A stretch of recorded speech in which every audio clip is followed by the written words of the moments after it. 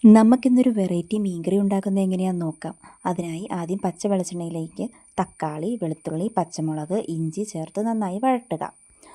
വഴട്ടിയ ശേഷം അത് മറ്റൊരു പാത്രത്തിലേക്ക് മാറ്റി ചൂടാറിയ ശേഷം മിക്സിയിലിട്ട് അരച്ച് പേസ്റ്റാക്കി എടുക്കുക. തക്കാളി വഴട്ടിയ എണ്ണയിലേക്ക് കുറച്ച് കടുക്, ഉലുവ, കറിവേപ്പില, മുളക് പൊടി, മഞ്ഞൾപ്പൊടി, മല്ലിപ്പൊടി എന്നിവ ചേർത്ത് മൂപ്പിച്ചതിന് ശേഷം നമ്മൾ അരച്ച് വെച്ചിരിക്കുന്ന തക്കാളി ഇതിലേക്ക് ചേർക്കുക.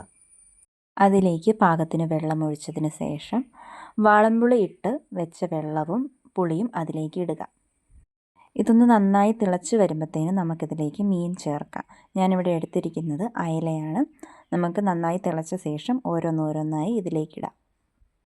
ഒരു പച്ചമുളക് കീറിയതും ഒരു തണ്ട് കറിവേപ്പിലയും വെച്ച് നമുക്കിത് ഒരു 10 മിനിറ്റത്തേന് മൂടി വയ്ക്കാം.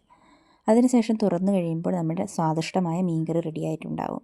ഇതുപോലത്തെ വീഡിയോസ് ഇനിയും കാണാൻ വേണ്ടി നമ്മുടെ ചാനലൊന്ന് സബ്സ്ക്രൈബ് ചെയ്ത് സപ്പോർട്ട് ചെയ്യുക.